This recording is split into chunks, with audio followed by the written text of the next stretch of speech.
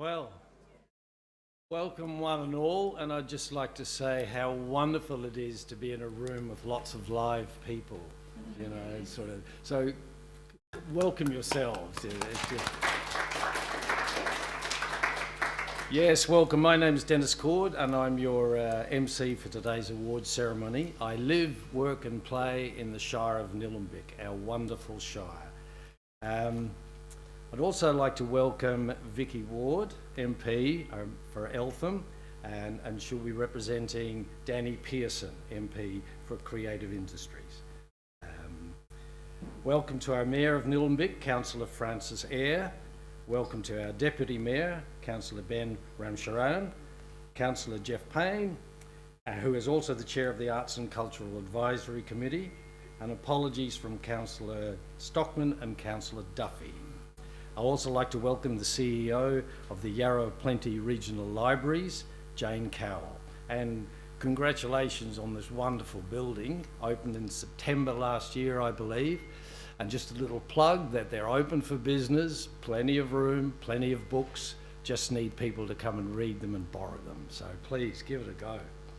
Now, having started, I would now like to invite you all to make your way outside, where there will be a smoking ceremony and a welcome to country by Uncle Ben Nicholson.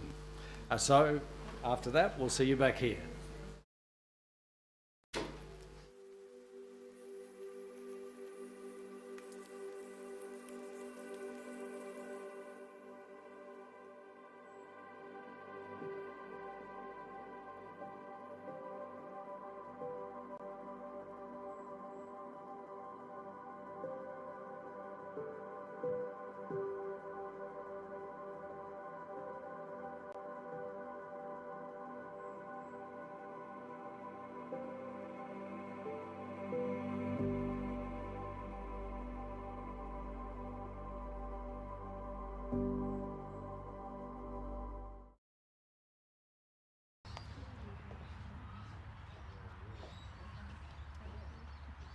Okay, I guess I'll start the welcome to country when everyone's out here, so we're nearly there.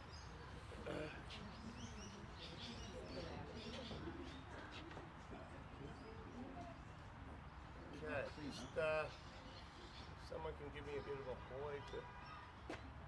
All good? Sweet. Alright, yes, good afternoon to everybody, and I'd just like to first of all say thank you for Nillumbik Council and the organisers of today's gathering for incorporating a welcome to country, and especially part of the sacred part of the welcome to country actually is the smoking ceremony. Because the reason I mention that is because for thousands of years when people have gathered on this sacred land, there has been a formal introduction, I guess you could say, to our country to allow people to feel safe and conduct their business and to feel welcome while they're visiting country. So by incorporating in modern day gatherings today, I believe it's a great sign of respect, so thank you.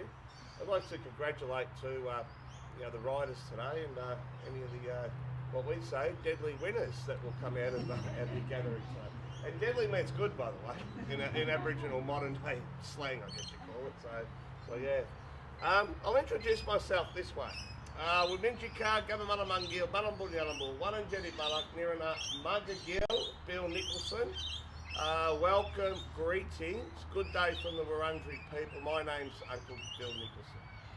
Now, I'm here representing my community, which is, we call the Wurundjeri Woiwurrung Aboriginal Corporation, or something around that word, but the two main words are Wurundjeri and Woiwurrung. So I just spoke Woiwurrung to you. Wurundjeri or Wananjeri is the family group that thrived on this landscape of the Birrarung, the whole catchment of the Birrarung, for tens of thousands of years, and Greensboro being a really important part of this landscape that we lived on. I'd like to acknowledge, I'm one of the elders of the community. We have about 33 odd elders, I think, 33 we've got at the moment. I'd like to acknowledge my elders past, actually, for a couple of reasons, because I wouldn't be here without them. I guess there's no bigger acknowledgement than that. People like Simon Wonga, so Wonga Park, out sort of in the east a little bit here. He was the man who set up the Corindurk mission when my grandmother was born and kept our people going at the most difficult time in our history when he only had 17 of his countrymen with him at the time. So 17 plus 1, there was only 18 of us left.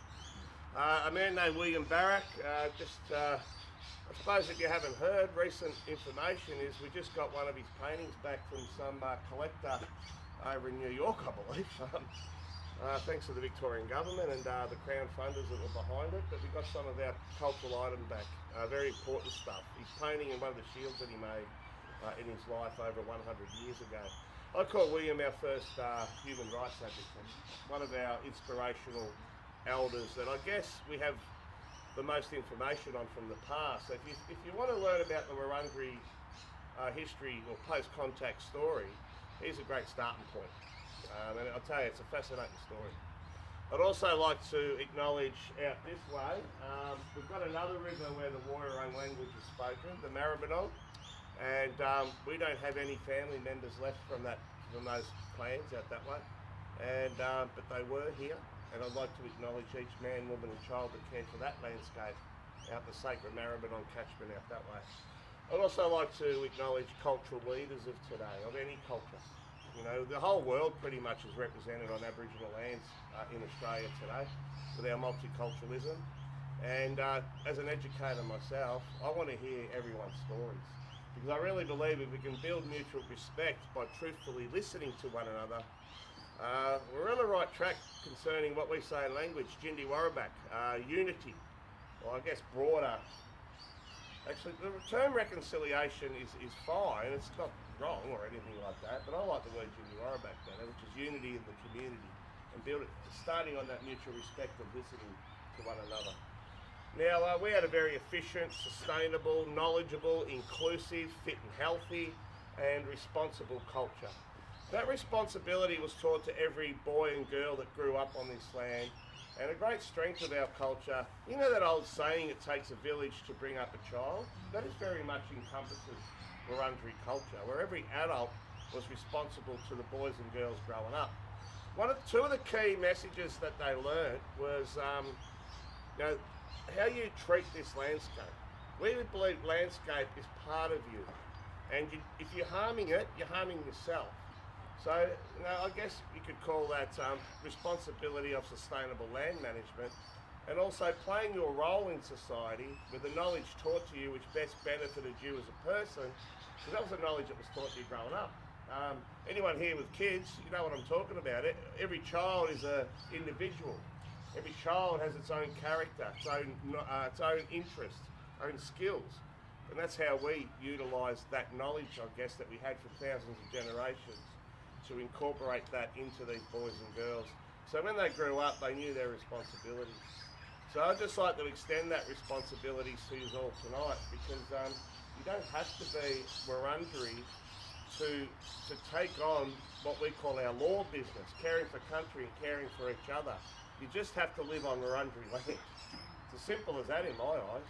And we need non-Indigenous understanding and support for a more brighter, sustainable future, because unfortunately the history of this country has shown that exploitation of the landscape has been its main value, and we need to turn that around. And I guess, you know, all the climate issues and things like that, for, you know, to give a better world for our kids, I guess. So now the ceremony itself, look, I've got a number of cultural items here. I'll just sort of, I won't sort of talk forever, because I can do that, by the way. I'm a storyteller. So. But you know, today we grab our phones to communicate with others, and, you know, what I sort of say, communicate over distance.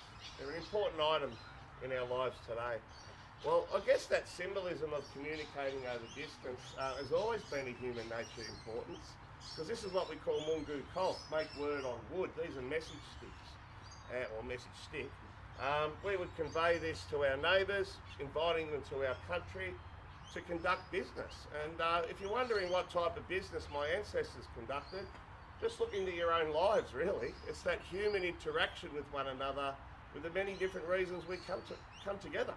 You know, celebrations, it could be obligations to family or spirituality in our case. It could be having just fun, or, you know, very serious business around the elders making decisions around their communities and things like that. And everything else that I can't think of right now is why humans interact with one another. So the ceremony itself is called Tandaram Naji. So the word corroboree doesn't relate to this landscape. It's a little bit further north, about 1,000 k's further north to be exact. And in Gadigal country, I think that's where that word comes from. But basically ceremony. So the dreaming in our culture is where knowledge is held. The laws are the guidelines of society, and the ceremonies are the remembrance of those laws. So this ceremony gives you access to our sacred land. How it was conducted, we would offer you vegetation. Actually, I'll get some smoke going. Oh. I was talking to the organisers earlier whether you would walk through the smoke or not. We've decided not to, but I'm not going to say you can't, all right? So if you want to come and smoke yourself, feel free. So yeah, and just watch that door there. If the smoke comes in, you could have fire alarms going off. You know? So that's another thing I'm watching about. So it's kind of going that way. So yeah. What the ceremony's about, we'd offer you vegetation of the local area to symbolise that you could use our sacred resources, our plant, animal and water. Now the reed spear grows on the creeks and rivers around here, the common reed. We'd break the shaft, throw it to the ground to symbolise no one would harm you. That cooking pot there represents a tar nut, which is a burl off a red gum. And we'd sip water out of it and offer it to you as a trust respect symbol. Then we get you to walk through the smoke of burning leaves. What that symbolises, the easiest way to say it within 30 seconds, is fire is a physical cleanser of the landscape. We've actually just come through fire season, and we don't call it autumn. Autumn's not a season for this country. Fire's a physical cleanser, as I said, and when the British came up, Nullum, any footy supporters here might have heard of Melbourne Storm and Melbourne Demons calling themselves Narm Football Club recently. Well, that's what it relates to, the top part of the bay there. When the English came up, they noted the place was like a giant park, expertly managed with the main tool, fire. Now, fire is a physical cleanser. This is about spiritual cleansing.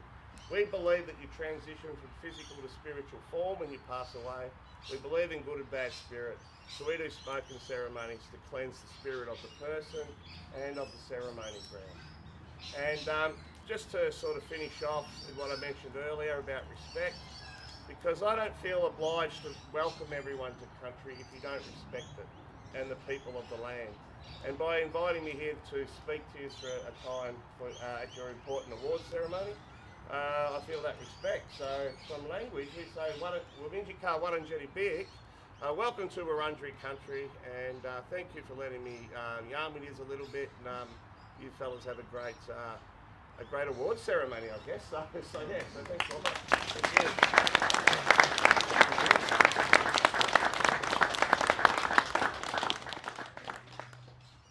I guess before you go back in, Wurundjeri does run education programs. Me and Uncle Dave Wandon run them, and so feel free to have a look at our website, which I used to have a joke about was 40,000 years in the making, but we actually made it.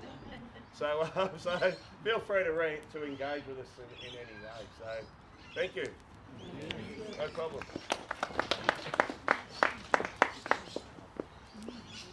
Thank you. Oh, that's Andy. Good. Oh, Jim, yeah, Jim's a friend of mine, yeah. He's not Wurundjeri, but he's a friend. Yeah.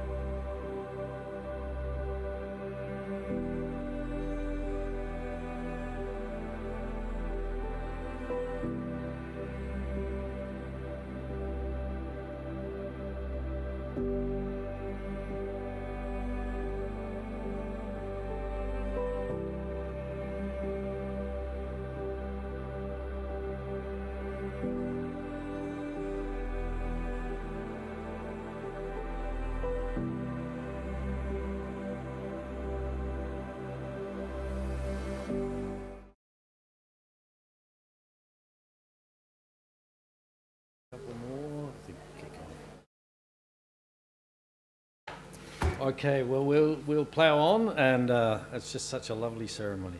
I would now like to invite our Mayor, Councillor Frances Eyre, to the stage. Please make her welcome.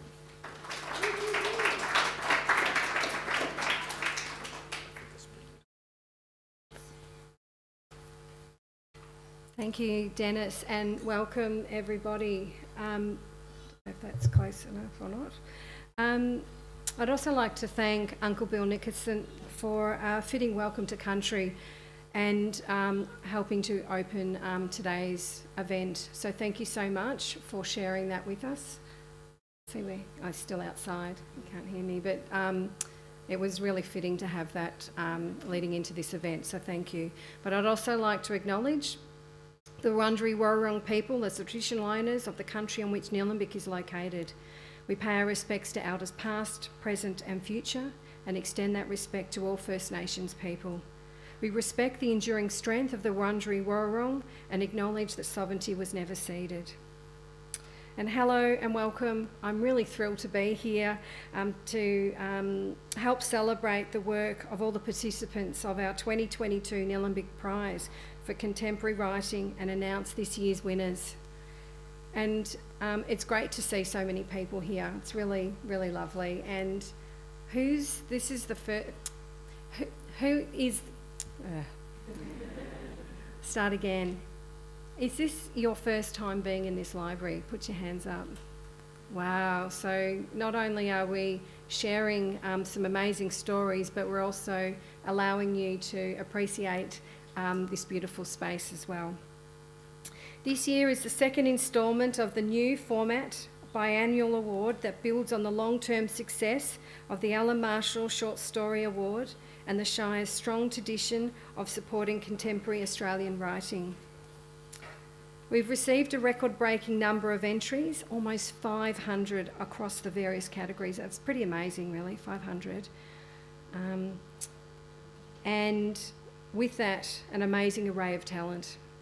Authors from all age groups covering a diverse range of subjects from family, resilience, hope, the pandemic, relationships, through to social and environmental inspired themes, all wonderfully narrated in both poetic and fictional forms. This is really a reflection on the value of literature and the important role it continues to play in our society. With the Alan Marshall Short Story Award element of the prize in its 37th year, we can clearly see the importance for national literary prizes like the Nillumbik Prize for Contemporary Writing. They are as relevant today as they were back in 1985 when Nillumbik first began. So it's been going for many, many years. As you all know, the prize includes a permanent fiction category, a biannual rotating genre. This year it's around poetry. I'd like to congratulate all the winners and everyone who participated in the Nillumbik Prize for Contemporary Writing 2022. Thank you to the judges, Cassandra Atherton and Paul Hetherington in the poetry category, and Beck Kavanagh and Tim Richards in the fiction category for their expertise in selecting this year's winners. I'd also like to acknowledge the amazing work by our volunteer readers, whose support has been pivotal in the selection process. There's a lot of reading, 500 entries. Vicky Booth, Stacey Sinan, Elizabeth Virtue, Kylie McCormack, Emma Russo, Lara Bailey, Nicole Rain-Sellers, Sandy Miller, Ali Spohr, Leanne Ibsen and Liz Murray. Thank you for volunteering your valuable time to help with the awards. And finally, thank you to the team at Diamond Valley Library for hosting the event. I hope that the winning works presented here today and included in the anthology will inspire others in our community to follow their creative instincts through literature and other mediums, using their experiences and imagination to tell their own inspiring stories. I wish you all the very best for the future and look forward to reading more of your work. And as the Mayor, I was privy to read quite a few of them and I couldn't stop. I read them through and then I was like, oh, it's finished. I wanted to keep reading. So they were really, really, really, really good. So I'm just so rapt. So I'd now like to ask Vicky Ward, MP, who is speaking on behalf of Danny Pearson, MP, to come forward. So thank you.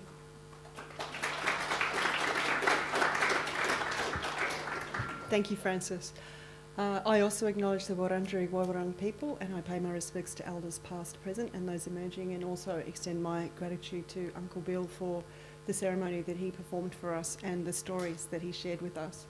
I also extend the apologies of the Minister for Creative Industries, Danny Pearson, who is unable to be with us. What you've created is incredibly important, and I want to congratulate you, but really thank you. Thank you to our storytellers, because it's our storytellers who, importantly, talk to us about who we are. But the really important thing that storytellers do is tell us about other people, and help us imagine the lives of other people, the shared experiences of other people. And one of the most beautiful things I think that come out of writing is that ability to develop empathy. Because the more we understand people, the more we walk in their shoes, the more we hear their stories, the better we're able to connect with them, and the better we're actually able to understand who they are, and I think most importantly, respect who they are, respect where they're coming from, respect the challenges or the journeys that they may have had in their lives.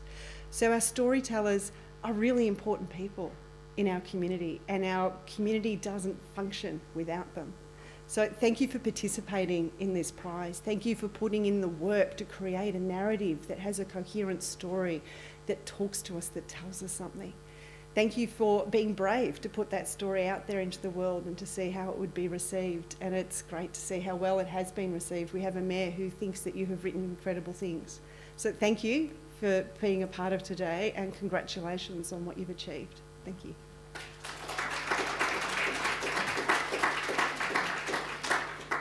Thank you, Vicky. Thank you, Francis. Yes, it's lovely to have Bill here, because stories have been told on this land for many, many tens of thousands of years. So it's lovely to be in a story competition surrounded by stories. So it's so fitting. So it's a great day. Thank you, Francis. Thank you, Vicky. And now the certificates for the judging panel's highly commended works. And just before I do that, I'd just like to do a big shout out to everyone watching on live streaming. They were the people we didn't mention. So lots of the winners who can't be here today, lots of the people who put in an entry, they can't be here. Some are isolating, some it's purely distance. So you're also very much welcome, and I hope you win. So you can't all win, but you know. Now I'd like to invite Councillor Eyre back to the stage, and also like to invite the two judges, Tim Richards and Beck Kavanagh, to speak about the judging process. Thank you.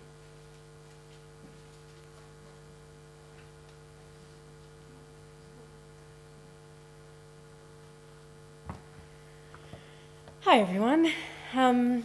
Firstly, I would like to echo my acknowledgement of the traditional owners of the lands, and to pay my respects to their elders, and thank you for such a beautiful ceremony to open.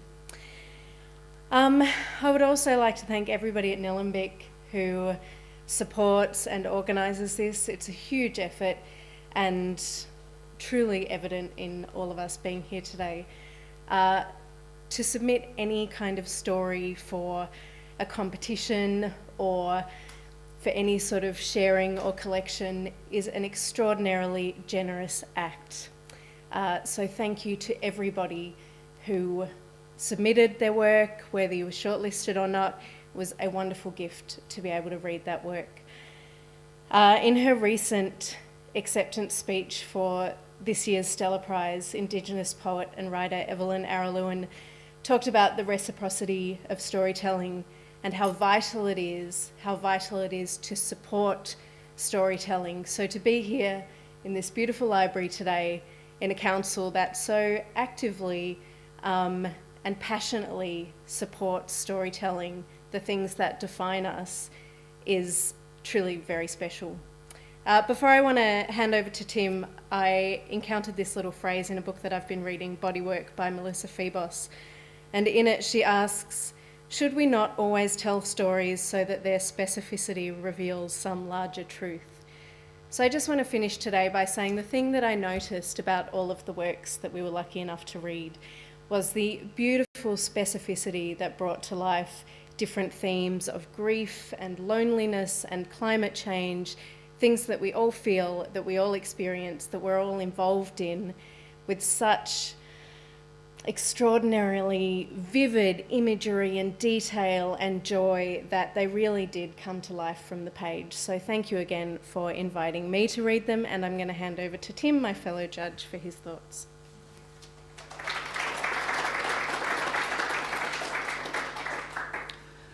Thanks very much, Beck. It was my privilege to and pleasure to co-judge the story competition with Beck.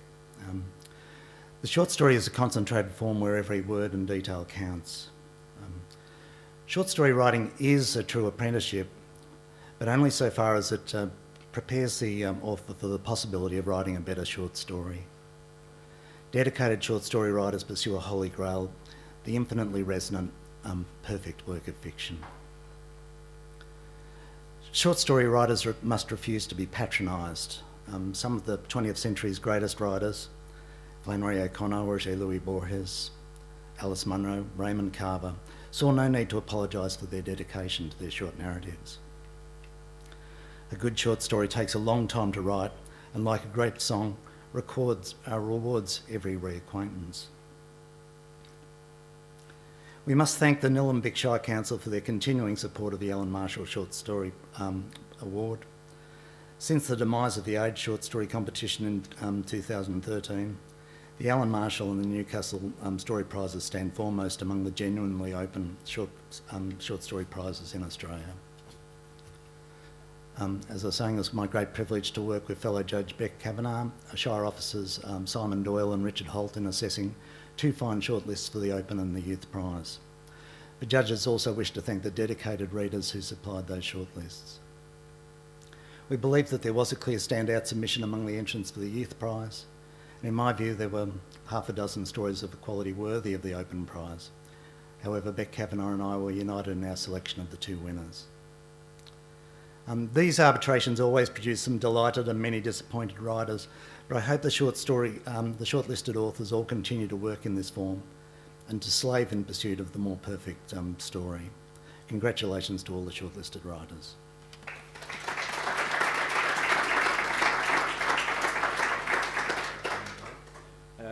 Now, unfortunately, we don't have a great number, or none, as a matter of fact, of the highly commended here today, but the judges' highly commended work in the fiction category is for Claire Orman, or Aman, for Balladonia in New South Wales. Congratulations to you, Claire, via live streaming.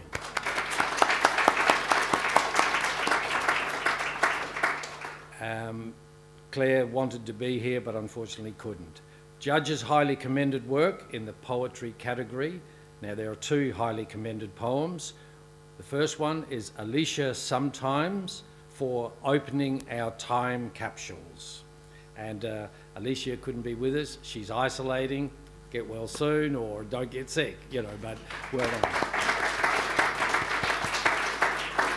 And the other highly commended poem is Hay for Colour, and she's unable to be with us today also, but let's congratulate her.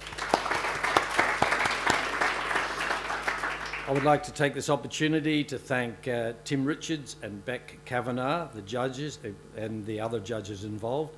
A tremendous effort to select those highly commended works from over 500 entries. And now, the Nillumbik Prize for Contemporary Writing 2022 for fiction in the youth category. The winner is Eve Ballard for Kindergarten Train.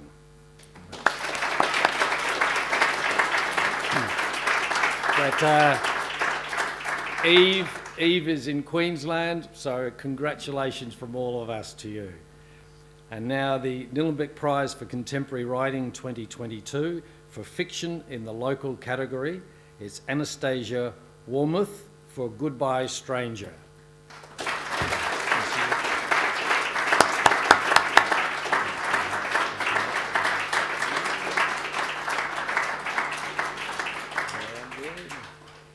A little photo opportunity with over there, and just behind you. She's behind you. Yes, over this way now.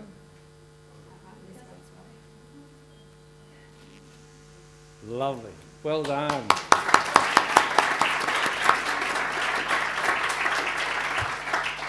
The Nillumbik Prize for Contemporary Writing 2022, the Alan Marshall Short Story Award in the open category is Meredith Tucker for The Nightingale. So, Meredith is in New South Wales, tried to get here, but she is isolating at the moment, so congratulations from all of us. And now, please enjoy these readings on the big screen here. I think that's what they'll be, yeah. Please enjoy readings from Kindergarten Train, Goodbye Stranger, and The Nightingale.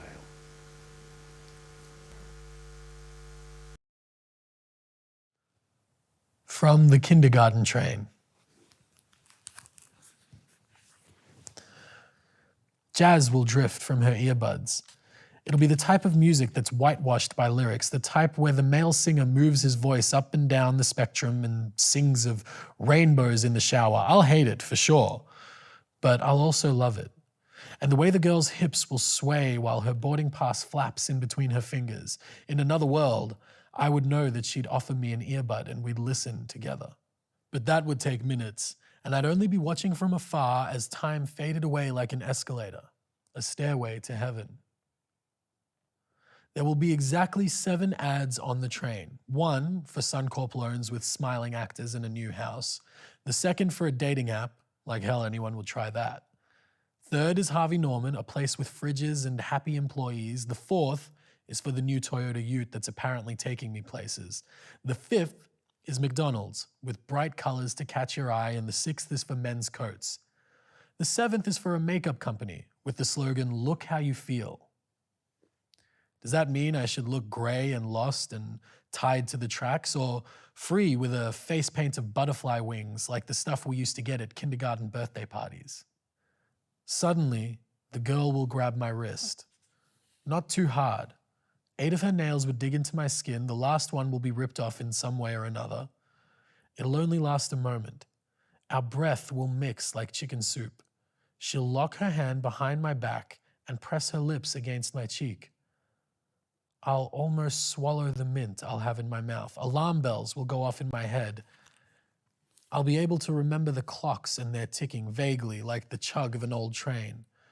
It'll be the new year, and I won't feel any different. This will be a problem. I'll have snuck away from my loving wife in bed and our 3 red-nosed children just to stand on a train and get kissed by a stranger and feel the same. I'll look at the girl and she'll avoid my gaze. She'll be Aphrodite, and I'll be Melbourne, miles away and very cold. There will be 9 ways to continue, but only a few will float by at a time. The first being to go and disappear, the second one being to return to my family, and the third being nothing. Fairy tales was something I read in kindergarten. I'll feel like I'm living it, having the male character choose to be free and wild, or return home to his children, who don't love him, in a house that smells of garbage. It will be a dreadful metaphor, a common one. I'll be caught in it, though. The train being life, speeding up, and me either grasping for a ride or stumbling into the past. I won't want to be controlled by it, yet I will be. Everyone is. Even the girl who avoids my gaze and listens to jazz as if the world is falling apart in her fingers. So I crack the mint in my mouth into 10 tiny pieces. I'll gulp 9 down into the stone-shaped lump in my throat and spit 1 out into my palm. It'll get forced into a piece of gum and barely stand out. I've already made my mark. The gum won't be sticky anymore, and I won't be afraid of its messages with bite marks or beautiful foreign graffiti that will envelop Bart in a sense of belonging.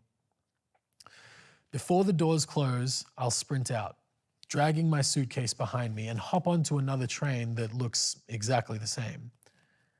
Aphrodite will be watching, 1 earbud dripping onto her shoulder, wondering how someone so tortured could escape something we learned as early as kindergarten.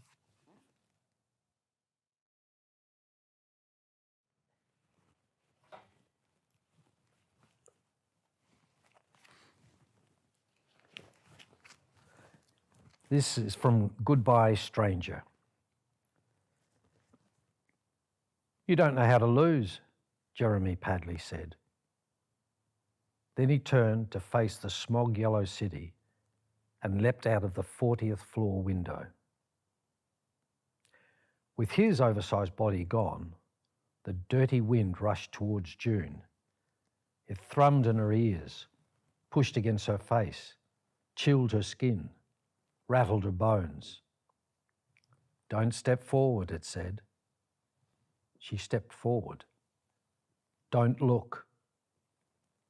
Grasping the window frame, she leant out through the shattered glass and looked down. Broken and crumpled over a dumpster, Jeremy seemed tiny, depleted. The man he once was, the man who burnt crumpets and wrote papers at 2 a.m. and sang in supermarkets, had disappeared. June stepped back from the jagged and broken space. She straightened her clothes and smoothed down her wind-blown hair. Then she crouched down, started to scream, and couldn't stop. June walked down the dead corridor to the white door. Entry required a swipe card and a 6-digit PIN. The light turned green and the machine gave a happy beep. Inside the sterilisation room, she followed the procedures by rote. Antiseptic hand wash, sterile slippers, hair cover, lab coat, gloves. On the bench opposite hers, Jeremy sat talking about in vitro fertilisation procedures and how they could be modified to work for amphibians. She shut her eyes and opened them again. His ghost had vanished, although his words continued to rumble in her ears. Entry to their lab was biometric and voice-activated. She gazed into the red laser and said, "June Padley." She was surprised by how steady her voice sounded, surprised again when the door swung inward. Couldn't it hear that her name was now a lie? How could she keep his name when there was no him? The lab was no different from when they left. Hermetically fresh, spotlessly clean. Although a chair had been pulled up to the frog terrarium and a new scientist sat on the bench. Students sitting death watch required entertainment. June tisked at the unnecessary contaminant brought into the lab. They better not have been eating.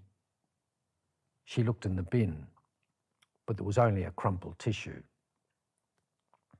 Next, she checked the terrarium. Frances was burrowed beneath the leaf litter near the back of the glass tank. Her mottled brown skin was moist, but June worried she was smaller.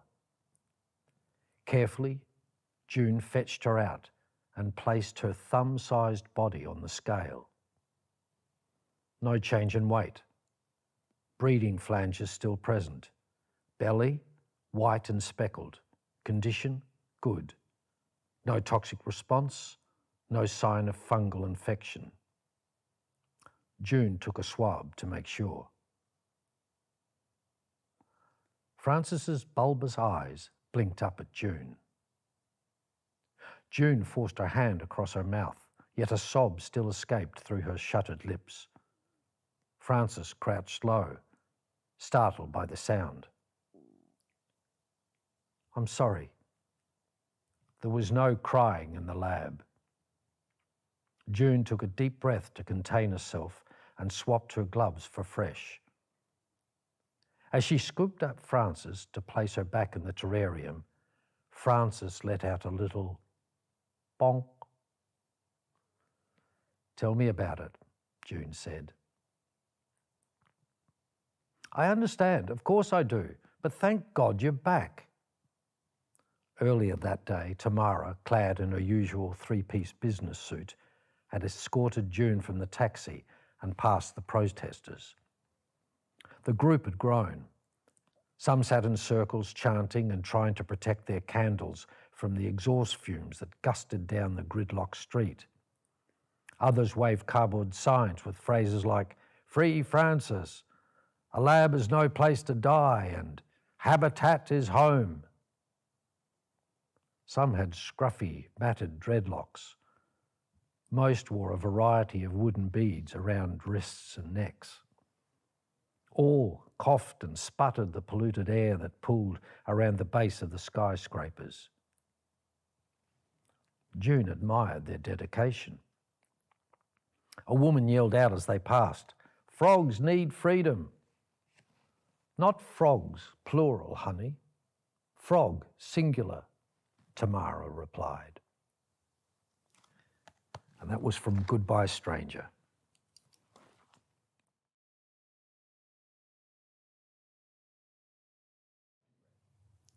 From the Nightingale. At night, the grass between the two neighbours was a long stretch, bluish in the dewy wet that sometimes came in after a string of hot days. And there was a sound, persistent beneath the still more persistent sea. It was of a bird, but no song, just a call, repeated over and over, regular as a heartbeat, Jules would once have said. But older now, she described it as mechanical, irritating and regular as a car alarm. "Don't you hear it?" she asked, but Jules's husband, ensconced in the king-size bed, wrapped like a corpse in the purple bedsheet, did not. "Come back to bed," he said groggily. "Come back to bed." And Jules did, for a little, listening to the bird, or was it a frog, and the sound of her husband's breath in and out, until she couldn't remain motionless anymore and crept once again to the window. She looked for it those first few times, feeling exposed in her negligee and flip-flops, the new-mown grass sticking with the damp to her feet in the back garden.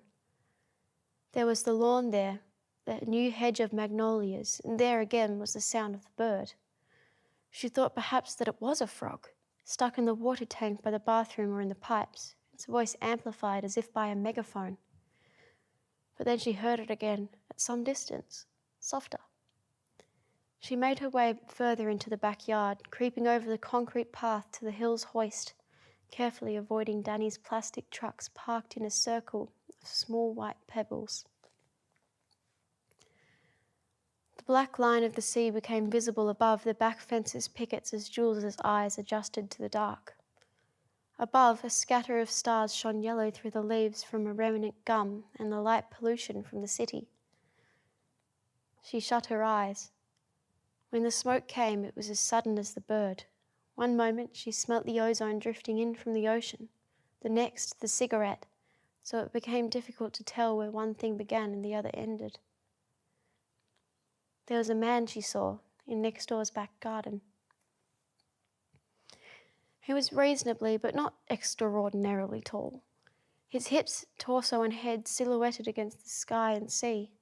Topless, chopped almost in half by the picket fence between the two houses, he was standing awkwardly on something Jules could not see. As she watched, he turned to look out across the shaggy, weed-infested piece of land between the back gardens and the beach and took another drag on the cigarette. When Jules was a teen, she'd smoked heavily, sitting in the long grass behind the school where the soil dropped away steeply to the bush. Old eucalyptus had been cut down to make way for the sports oval, and their trunks had been bulldozed together into a heap she liked to sit at the top of. The bark on the trunks had turned a dry, ashen grey or fallen off altogether, leaving the smooth, dull wood beneath. Ants ferried things up and down their length, and new saplings hid her. Everything there was warm, papery and peaceful, a giant nest sunk in perpetual sunlight. She had liked herself there, she remembered now, liked how she'd perched on a dead tree trunk, her school uniform hitched around her hips to show off her legs. She had liked herself because she had felt something somewhere between being small and warm and safe and its opposite, exposed as a loose live wire, half naked, free. On her way back to the house, she took care to cross the gravel path beneath the bedroom window in silence. Balancing on the sharp pieces of quartz, she felt through the rubber of her shoe soles. Then a nightingale.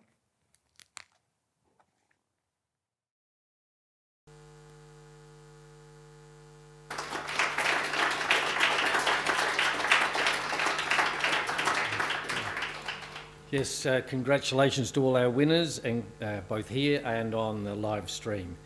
And now the Nillumbik Prize for Contemporary Writing 2022, Poetry in the Youth category, Willem van Hasselt for Dog Brody.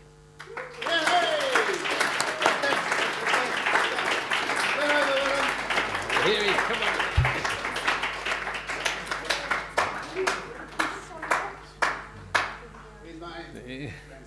Oh, that's his grandfather here. I read the poem, I'll tell you, I read the poem and I had a tear come to my eyes. Because I'm a dog lover. Yes. And everyone I showed, they said there were more. So there you go.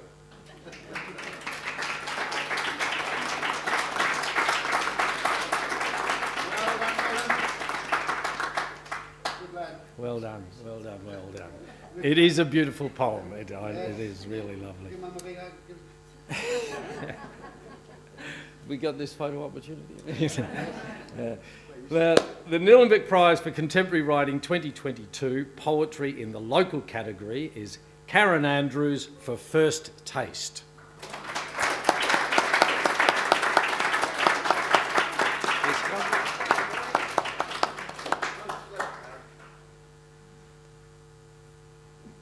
That's all right. Go across the front, join them there. Well done.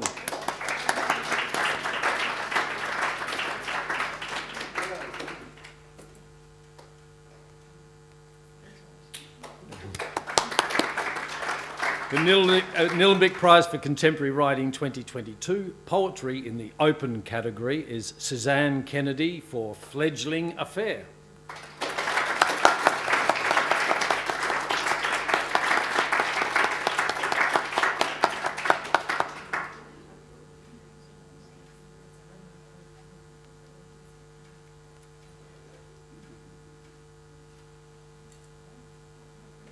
Yeah.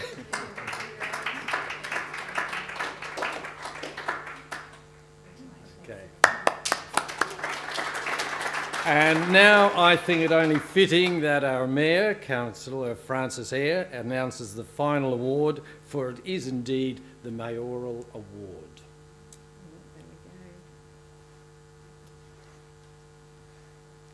So it is One Small Step by Michelle Wright.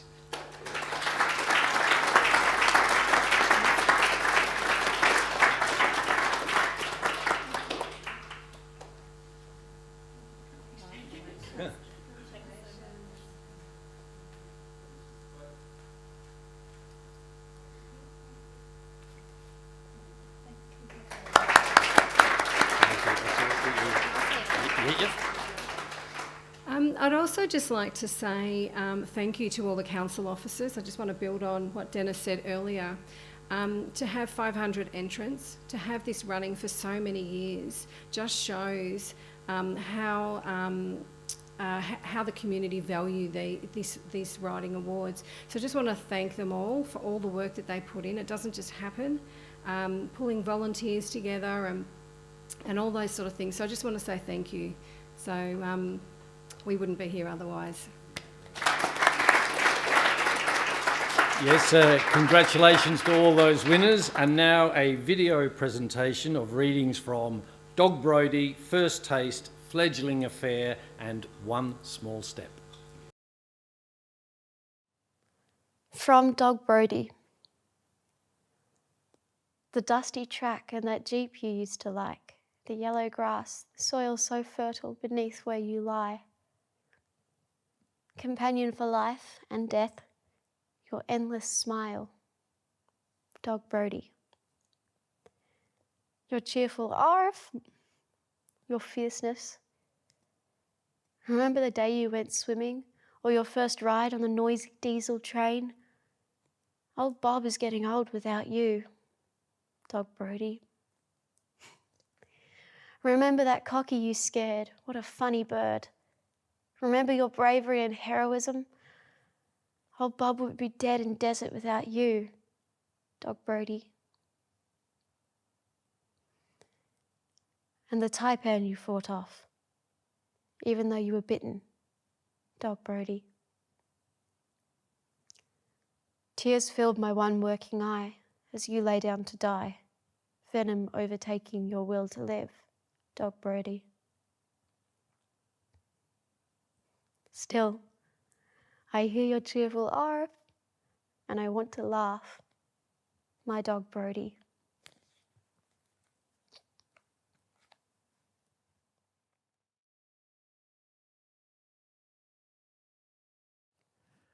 This is from First Taste.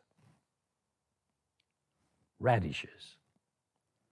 The curious child squatted beside the garden, brushed aside dirt and leaves to reveal ruby protrusions, miniature globes marked with white atmospheric swirls.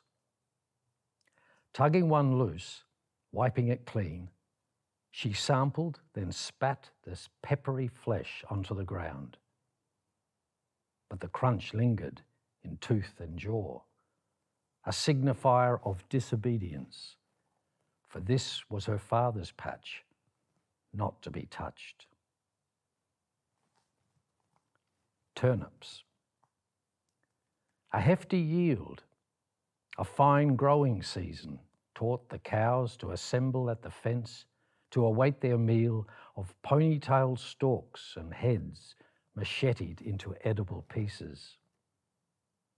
Barging each other for further offerings, tossed from the full tractor trailer.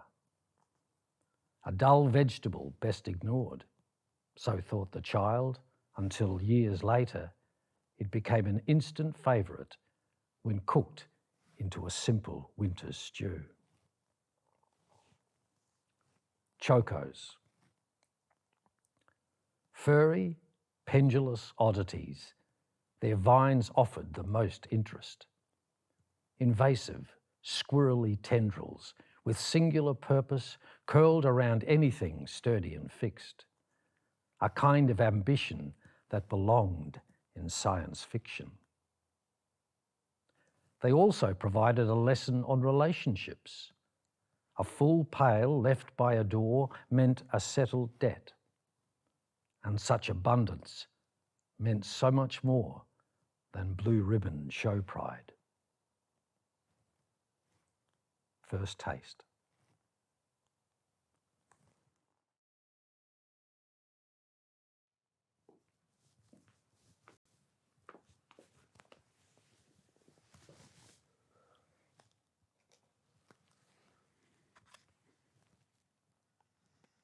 From Fledgling Affair, Melbourne Lockdown 2020.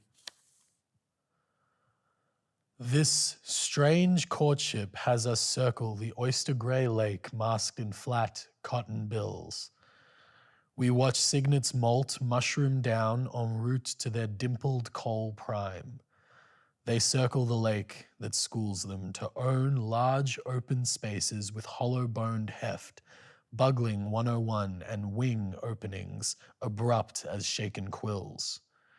We circle the lake, watching dark necks trace the twist of lovers' champagne wrists, the sudden flex of bishop's crook to menacing staff, slick plumage puff to honeycomb taffeta.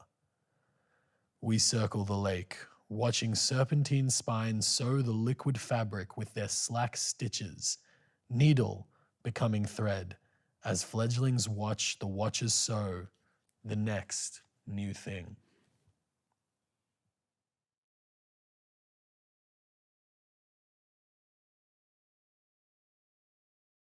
This is from One Small Step. The following Saturday, Fish gets up early. It's been hot overnight, and the air in the kitchen is sticky as hell.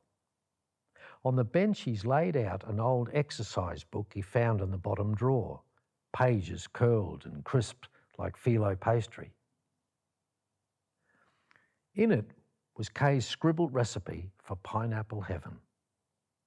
He wipes the sweat from his neck and looks up at the clock. They'll be arriving in 3 hours. Hopefully enough time for the mousse to set. He assembles all the ingredients on the bench and finds a cake tin in the cupboard next to the oven.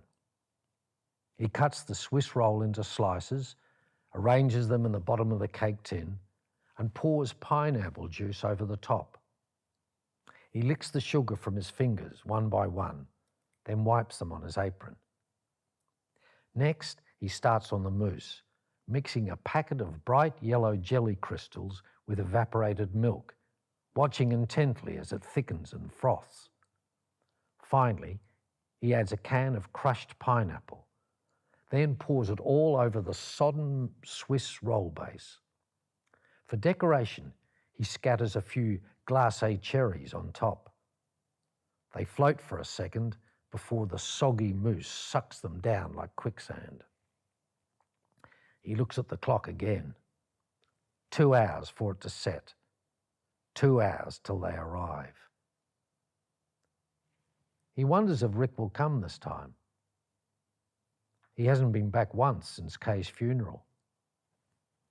Too many memories, probably. Too hard to see the place without her in it. Maybe he'll make an effort for his birthday, though.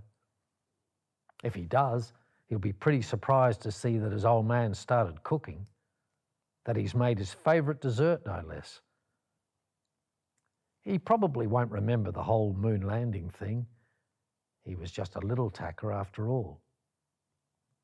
Fish remembers it like it was yesterday. How he came home from work at lunchtime and the three of them watched the grainy footage on their rented black and white telly. He can picture Kay sitting cross-legged on the floor with Rick on her lap, pointing at the screen and whispering in his ear. And then suddenly Fish remembers the story behind the name of the dessert, how excited Kay was about the whole moon landing thing and how she wanted to make sure that Rick would remember it, even though he was only 3. For about a week before, she kept asking him what the astronauts were going to the moon in, and he'd say, Apollo 11, Apollo 11, over and over like a trained parrot. But he was so little, he got it all mangled, and Kay said it sounded like Pineapple Heaven, which she thought was adorable. So, she said she'd invent a special dessert for the moon landing and call it Pineapple Heaven. Fish decides he'll tell Rick the story and see if he remembers. Maybe he will once he hears it. Maybe it's buried in his memory somewhere and he just needs something to bring it back. At 11, the front doorbell rings. Through the frosted glass panels, Fish makes out the twins and Annie. And then he sees Rick's silhouette behind them.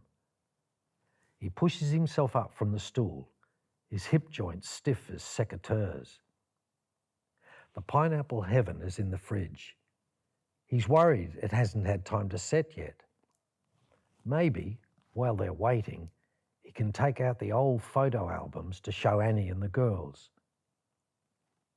Maybe he'll show Rick the first photo he took of him when he was just a tiny baby, cradled in Kay's arms. Her frizzy peroxide blonde hair piled up high in that crazy beehive she had back then. Maybe he'll tell Rick how much Kay loved becoming a mum, how she was always singing to him in her silly, squeaky voice, how when he couldn't sleep on hot evenings, she'd take him to the beach and sit in the shallow water to cool him down. Fish pulls a tea towel from the hook and wipes the sweat from the back of his neck. He takes a step down the hallway, his knee clicking like a ratchet.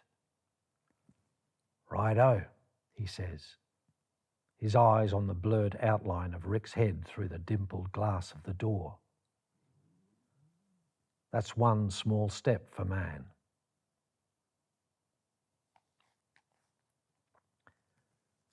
That was one small step.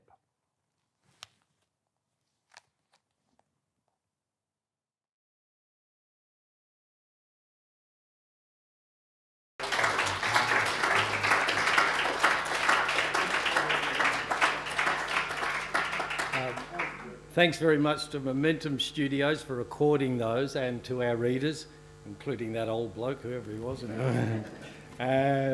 Now, I'd like to invite all the winners back for the photograph opportunity. Is that correct now? We all come up again, if you wouldn't mind a photo with the councillors and with Vicky, if you wouldn't mind, and all the winners that are here. So.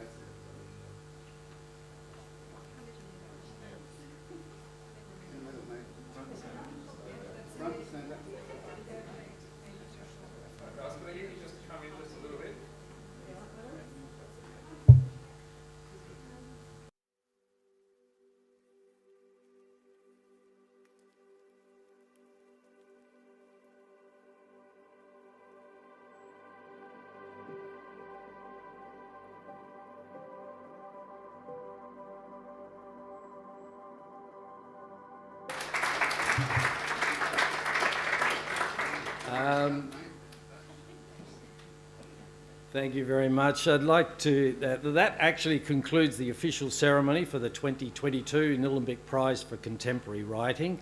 I'd like a few thank yous. Thank you, Uncle Bill Nicholson, for the welcome to country and the smoking ceremony.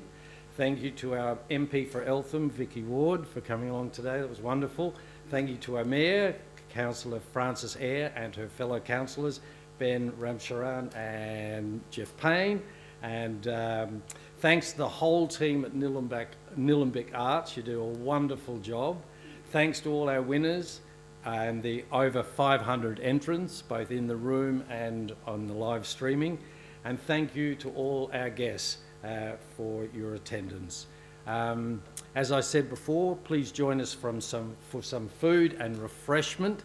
My name is Dennis Cord, and I'll leave you with this old saying, which is very important in today's word. Be kind to everyone you meet. You don't know what battles they're fighting. Thank you.